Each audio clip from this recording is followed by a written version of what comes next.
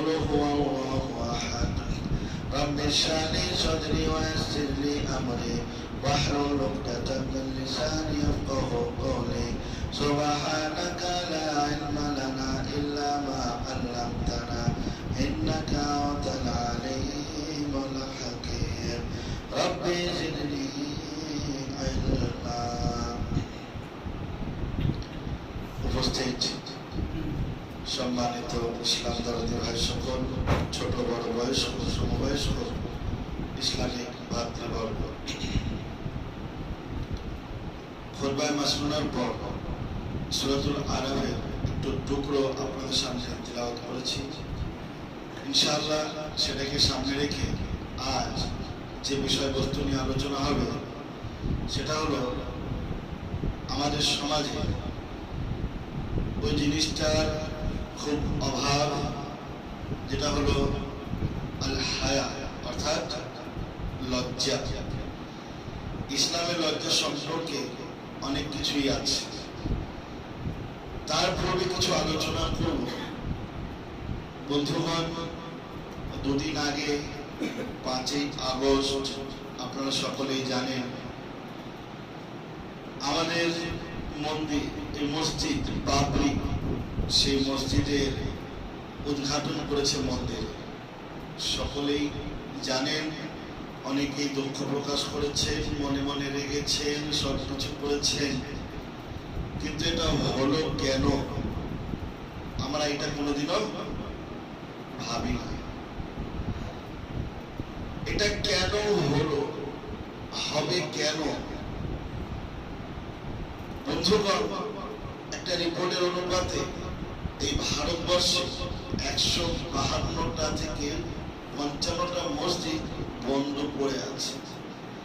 তাকে খোলার সম্পর্কে নিয়ে কেউ ভাবে, যেটা ভেঙে গেছে সেটা নিয়ে শুধু হইচই হচ্ছে।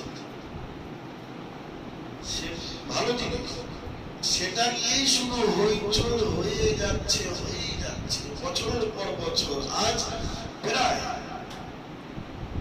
কত 28 বছর হয়ে গেল, তাই না? 28 বছর ধরে চলছে, চলবে, চলুন। আল্লাহর কাছে দোয়া এটাই করবো, আল্লাহ মুসলমানদের সফলতা দাও।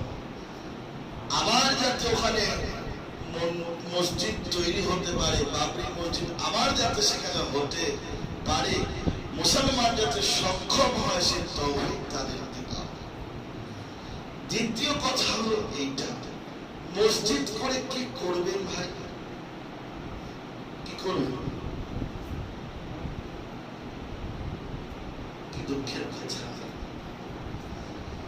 मस्जिद तो बना दी सब भर में ईमान की हरारत वालों ने। এত ইমানের জোশ ছিল, এত পাওয়ার ছিল, মসজিদ চাই মসজিদ চাই, এক রাত্রে সবাই মিলে মসজিদ নির্মাণ করেছিল। ফজরের সময় কেউ মান বলছে मस्जिद तो बना दी सब भर में ईमान की हरारत वालों ने। मन अपना पाप ही पुराना है, बरसों से नमाजी बन न सका। যে পাপ আমরা করতাম, নামাজ ছেড়ে ছেড়ে যে পাপ করেছি, সেই পাপ এখনো করছি। সময় অনেক কেটে গেল, মসজিদ নির্মাণ 20 বছর, 25 বছর, 100 বছর হয়ে গেল, কিন্তু নামাজি হতে পারলো না। ফজরের নামাজে আসলো না, 4 ওয়াক্তের নামাজ পড়ছে মসজিদে এসে, তাহলে কি ভাই বলবেন সে নামাজি? কি বলবেন? নামাজি নয়, নামাজি নয়। এত সুন্দর সুব্যবস্থা আসছে না, কত ভিড় হতো ফজরের সময়, আজ এক কাতারও কুলায় না। মনে হচ্ছে মাংস এমন খাবার খেয়েছে, ভাবছে সামনের বছর আর পাবো না। শেষ খাওয়া খাচ্ছে মনে হচ্ছে, আর উঠতে পারছে না। সব আত্মীয় স্বজনের বাড়িতেই তার সময় শেষ হয়ে যাচ্ছে। হজরে তুমি নেই। শুধু তাই নয়, ঈদের পর থেকে এখানকার কথা বলছি, মুসল্লিদের সংখ্যা বাড়ছে না কমছে?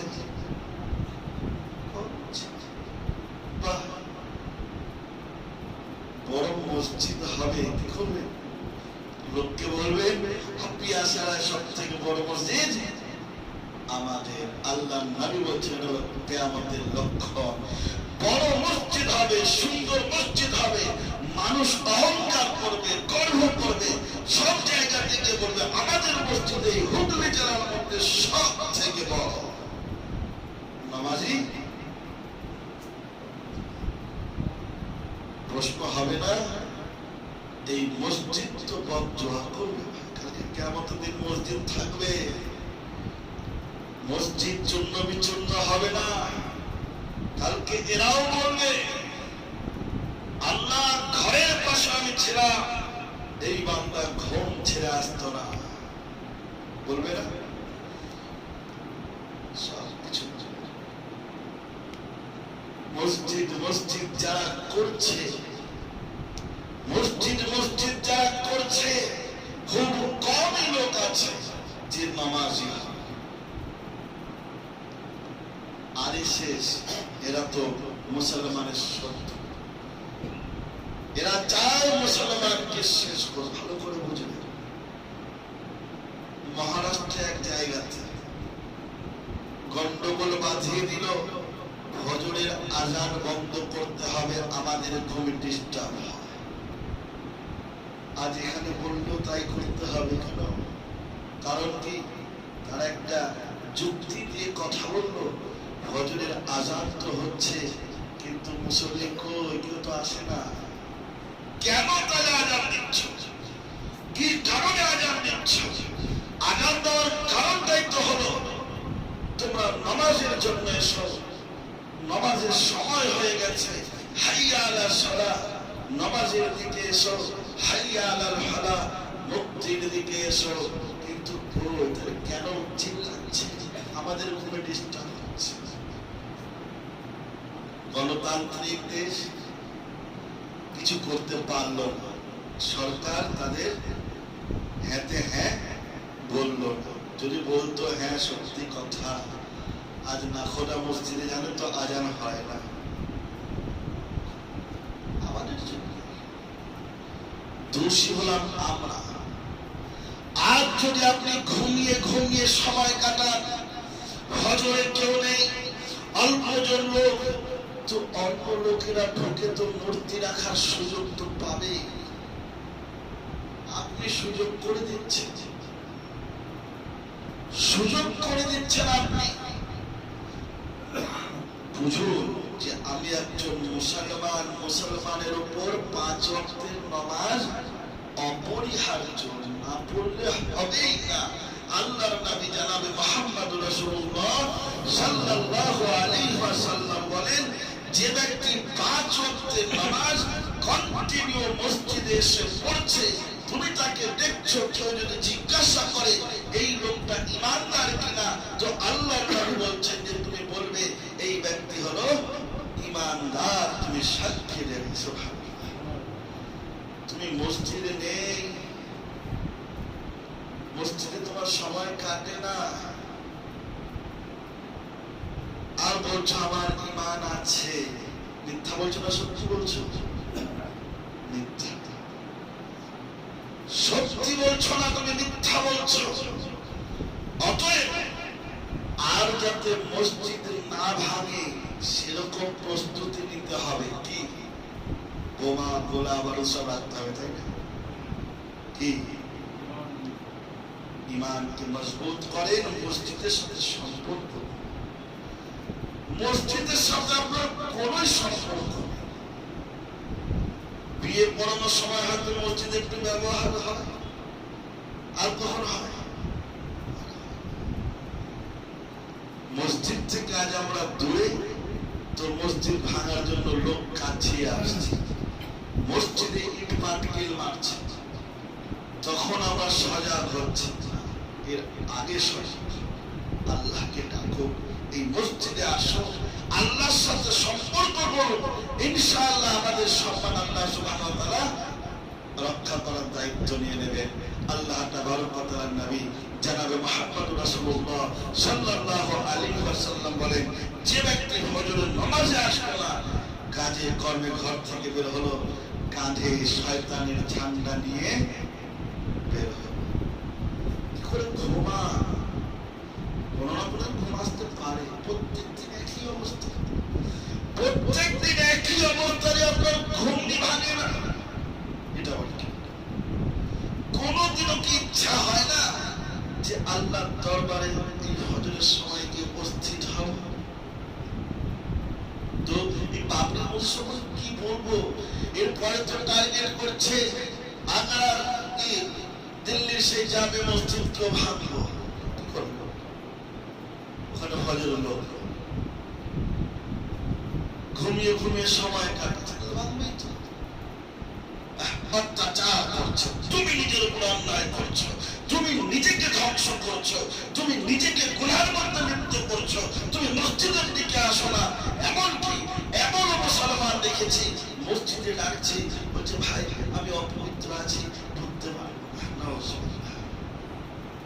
কি অবাক বেটা, বসে পেচ্ছাপ করতে পারে না, দাঁড়িয়ে দাঁড়িয়ে পেচ্ছাপ করে, প্যান্টে পরে, গায়ে পরে। এর চাইতে কুকুরও তো ভালো, কুকুর যখন পেচ্ছাপ করে তার গায়ে পেচ্ছাপ যাতে না লাগে, ঠ্যাংটা উঁচু করে সে পেচ্ছাপ করে, তার শরীরে কিন্তু পেচ্ছাপটা পড়ে না। আত্মমানসিক কিচ্ছু। মসজিদে ঢোকার জন্য সে লজ্জিত হয়, কি বলি সাহেব শরীরটা খারাপ আছে। এরকম মুসলমান থাকবে, সব সময় পবিত্র থাকবে মুসলমান। কখন তার মৃত্যু ঘটে আল্লাহ জানে। জিহাদের ময়দানে হানজালা রাদিয়াল্লাহু তাআলা বাসর রাত ছিল, স্ত্রীর সাথে মেলামেশা করেছে, জিহাদের ডাক এসছে, চলে গেলেন, শহীদ হয়ে গেল। স্ত্রী ছুটতে ছুটতে আসছে, এসে বলছেন ইয়া রাসূলুল্লাহ, আমার স্বামী অপবিত্র অবস্থায় আছে, জুনুবি অবস্থায়। অপবিত্র জুনুবি, জুনুবি মানে স্বামী স্ত্রী মিলন করেছে, গোসল করেনি, তাকে আরবিতে বলা হয় জুনুবি। আল্লাহর নবী তখন বলছেন, ওগো হানজালার স্ত্রী শোনো, এই হানজালা যে অপবিত্র, এই ওহী আমার কাছে এসেছে। তিনি যে গোসল করেননি সেই ওহী আমার কাছে এসেছে, আর ৭০,০০০ ফেরেশতারা হাউজে কাউসারের পানি দিয়ে একে গোসল করিয়ে দিয়েছে। সুবহানাল্লাহ। আপনি কি নিজেকে তাই মনে করেন? পেচ্ছাপ করে পানি নেব না, ফেরেশতা এসে ধুয়ে দেবে? ফেরেশতার মার কিরকম পড়বে বুঝতে পারবে। তো সাহাবী ও সময় পায়নি গোসল করার, আর তুমি সময় পাওয়ার পরে তুমি পবিত্র থাকো না, আবার নিজেকে বলো যে আমি শুধু মুসলমানের ঘরে জন্ম নিলেই যে মুসলমান হবে তা নয়। এটা খেয়াল রাখো, নমাজের পাবন্দি হয়। আজানের পরে পরে চলে আসুন মসজিদ, খুতবায় দাঁড়াচ্ছি, লোকজন আসছে, আপনার নামটা লেখা তো হবে না, বেকার আসবে।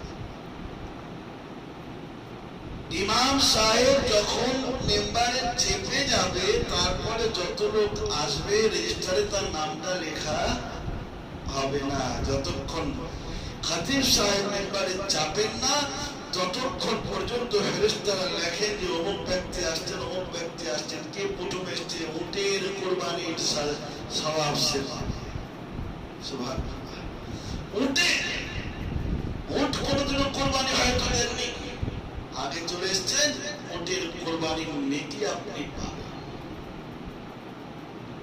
আর যখনই মেম্বারে খতিব সাহেব চেপে গেলেন, রেজিস্টার বন্ধ, ওই ফেরেশতা খুতবা শোনার জন্য প্রস্তুতি নিয়ে নেন। সময় বেশি হলে ফেরেশতা চিল্লায়, চিল্লায়, হাত দেখায় না, সময় হয়ে গেছে, দেখায় মানুষের যত ডিস্টার্ব, মানুষের কাজ জীবনে শেষ হবে না, মনে কবরে চলে যাবে, শেষ হবে। যাই হোক, খেয়াল রাখবেন নামাজের দিকে, নামাজ পড়ুন, নামাজের দিকে আসুন, মসজিদকে বাঁচান, মসজিদের হেফাজত করুন। আল্লাহ আসবেন না, আল্লাহ আর ওই পাখি পাঠাবে না যে যাও মসজিদ হেফাজত করো। কাবাতুল্লাহ আল্লাহর ঘর, প্রথম ঘর, আল্লাহ নিজে ঘরটা করেছেন ইব্রাহিমের মাধ্যমে। বুনিয়াদ আগে থেকে ছিল, মানুষ যেদিন আসেনি তার আগে থেকেই সেই বাউন্ডারি করা ছিল। তাই আব্দুল মুত্তালিব বলেছিল এটা আল্লাহর ঘর, আল্লাহ হেফাজত করবে। তখন কোন মুসলমান ছিল না হেফাজত করার জন্য, সেই কারণে আল্লাহ সুবহানাহু ওয়া তাআলা হেফাজত করেছিলেন। আজ তো মুসলমান আছে, তো হেফাজত করে দেখে আল্লাহ এই বান্দাদেরকে দেখছেন। আমরা যদি কেউ না থাকতাম তাহলে আল্লাহ নিজেই হেফাজত করত। তোমরা এত মুসলমান থাকার সত্ত্বেও তোমরা এর হেফাজত করতে সময় নেই। এরা 22-20 বছর ধরে এরকমই চালিয়ে যাচ্ছে, আমরা কিছু। যাই হোক, কাউকে তানকিদ, কাউকে ছোট করতে চাই না। আমরা যদি সজাগ হই তাহলে পরবর্তীতে এরকম আর হবে না। আমাদের সজাগ হওয়া দরকার। বন্ধুগণ, হায়া সম্পর্কে বলবো। আল্লাহ সুবহানাহু ওয়া তাআলা হযরত আদম আলাইহিস সালাতু ওয়াস সালাম এবং হযরত হাওয়া আলাইহিস সালাতু ওয়াস সালাম, আর হাওয়ার অর্থই হলো কি লজ্জাবতী। হাওয়া অনেক লজ্জাবতী যে হয় তাকে বলা হয় হাওয়া, আর মুসলিম মহিলাদেরকে বলা হয় হাওয়া কি বেটিয়া, হাওয়ার মেয়ে। আমরা হাওয়ার আদমের সন্তান। আমাদের মধ্যে লজ্জা বলে কিছু থাকা দরকার। আল্লাহ সুবহানাহু ওয়া তাআলা নবীদেরকে বলেছেন যে আপনাদের মধ্যে যদি লজ্জা না থাকে যা ইচ্ছে তাদেরকে বলছে নবীদের। আর নবীরা সব থেকে বেশি লজ্জাজনক, বেশি শর্মিলী হয়, বেশি হায়া করতে। আসুন, তো আল্লাহ তাবারক ওয়া তাআলা আর হযরত আদম এবং হযরত হাওয়াকে জান্নাতে থাকার জন্য বললেন যে তোমরা জান্নাতে থাকো, তোমরা যা ইচ্ছে তাই খাও, যা ইচ্ছে তাই করো, কিন্তু একটা কথা মনে রেখো, ওয়ালা তাকরাবা হাযিহিস শাজারা, কিন্তু এই গাছের নিকট তোমরা যাবে না। ওয়ালা তাকুনা মিনাল যালিমিন, যদি তোমরা এই গাছের নিকট যাও তাহলে তোমরা অত্যাচারী, অন্যায়কারী, জালিমদের মধ্যে হয়ে যাবে। এই গাছের নিকট তোমরা যাবে না। কিন্তু শয়তান গ্রাস করে প্রথমে আদমকে পথভ্রষ্ট করার চেষ্টা করলো, কিন্তু পারলো না। পরে হাওয়াকে বললো হাওয়া পথভ্রষ্ট হয়ে যায়। হাওয়াকে আবার আদমকে বলে আদম মতো করে পথভ্রষ্ট হয়ে যায়, গাছের নিকট চলে যায়। আল্লাহ রাব্বুল আলামিন বলেন ফালাম্মা যাকাশ শাজারাতা বাদাত লাহুমা, আল্লাহ তাআলা বলছেন ওই গাছের নিকট গিয়ে যখন মজা চাখতে যায়, কিছু খেতে গেছে, কি ফল কোনো ডিক্লেয়ার নেই। গাছের নিকট গেছে, কি খেয়েছেন না খেয়েছেন পুরো ডিক্লেয়ার। চাখার জন্য গেলেন, যাওয়ার সাথে সাথে তিনাদের মত শরীর থেকে সব পড়ে গেল, সব কিছু। যখনই পড়ে গেল তো জান্নাতের পাতা দিয়ে নিজের লজ্জাস্থানকে ঢাকার চেষ্টা করতে, তাড়াতাড়ি ঢাকা। তাহলে আদম এবং হাওয়ার লজ্জা কোথা থেকে? জান্নাত থেকে। তাদের সন্তান হলাম আমরা, তাহলে আমাদের মধ্যে হায়া থাকা, লজ্জা থাকা দরকার। আল্লাহ তাবারক ওয়া তাআলা নবী জনাবে মুহাম্মদুর রাসূলুল্লাহ সাল্লাল্লাহু আলাইহি ওয়াসাল্লাম ইবনে মাজাহ হাদিস 4181 নম্বর হাদিসের মধ্যে বলছেন ইন্না লিকুল্লি দীনিন খুলুকান, প্রত্যেকটা ধর্ম আখলাকের কিছু না কিছু কথা আছে, চরিত্রের কিছু না কিছু কথা পাওয়া যাবে। ওয়া খুলুকুল ইসলামি আল হায়া, আর ইসলামের চরিত্র হলো লজ্জা। সুবহানাল্লাহ, লজ্জা হলো ইসলামের সবথেকে সুন্দর চরিত্র। লজ্জা নেই, হায়া নেই, মানে ইসলামও তার কাছে। কথা বোঝাতে পারলাম?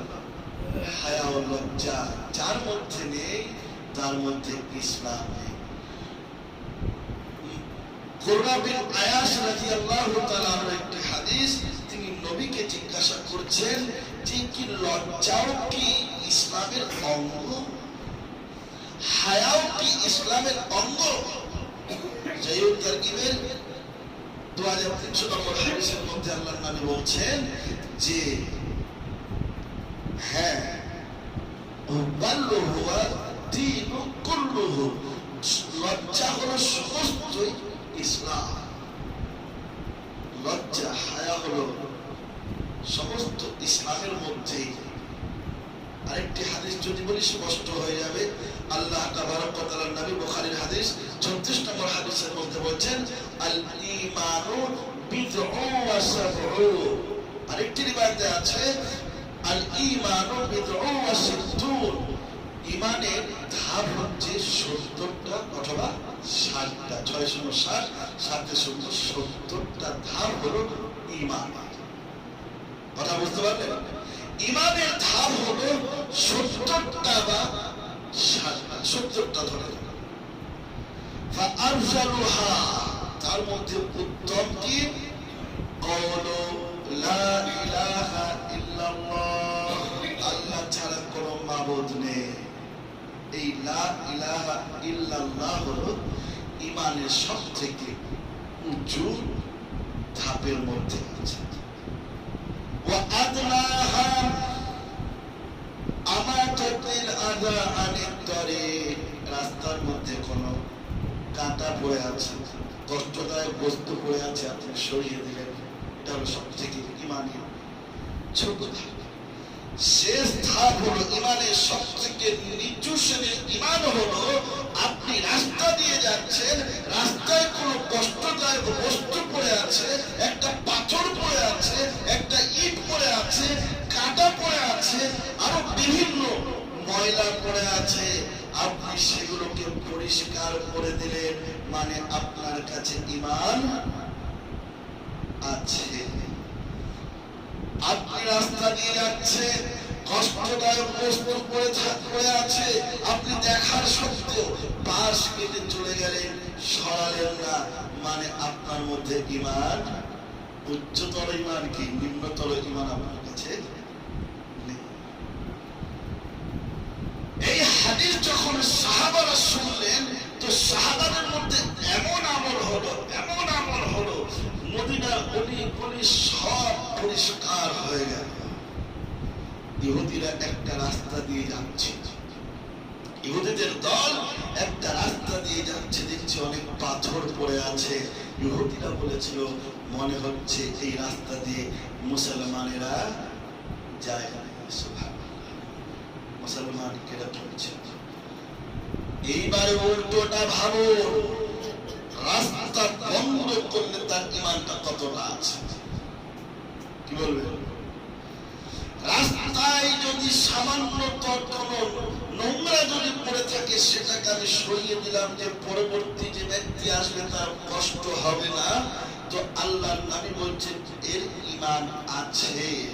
আর কেউ যদি রাস্তাটাই বন্ধ করে দেয় তাহলে কি হবে? ঈমান আছে। আল ঈমান ফিল জান্নাহ, আল্লাহর নবী বলেন যার ঈমান আছে সে জান্নাতে যাবে। আর যে ব্যবহার এরকম হবে সে তো জান্নাতে ভাই যাবে। আমি বলছি না, কি বলছেন নবী সাল্লাল্লাহু আলাইহি ওয়াসাল্লাম? নবী নিজে বলছে আল ঈমানু ফিল জান্নাহ, যার ঈমান নেই সে জান্নাতে যেতে পারবে না, আর যার ঈমান আছে তার ঠিকানা হলো জান্নাত। তার সবথেকে কম ঈমান। আর একটি হাদিস বলে, হাদিসের মধ্যে আল হায়াউ মিনাল ঈমান, লজ্জাও হলো ঈমানের একটি অঙ্গ। লজ্জাও হলো ঈমানের একটি অঙ্গ। লজ্জা কি? লজ্জা মানে কি বুঝতে পারছো না? লজ্জা লজ্জা মানে কি, ব্যাখ্যা কি করবেন? দেখে লজ্জা করবো আস্তে আস্তে কথা, তাই কি? লজ্জা মানে কি, হায়া মানে কি? আমাদেরকে সব থেকে বেশি লজ্জা করতে হবে কাকে? আল্লাহ। আপনি একটা নোংরা কাজ করছেন, মানুষ দেখতে পাচ্ছে, আপনাকে দেখে কি লাগে? লজ্জা লাগে, লুকিয়ে যাবে, তাই না? ওর সামনে করবেন না, তাই তো? আপনি যখন গুনাহ করছেন, মানুষ দেখছে না, দেখছে কে? আল্লাহ। আল্লাহকে লজ্জা করতে বলা হচ্ছে। আপনি কি করছেন যদি কোন ব্যক্তি না দেখতে পায়, দেখতে পাচ্ছে কে? আল্লাহ।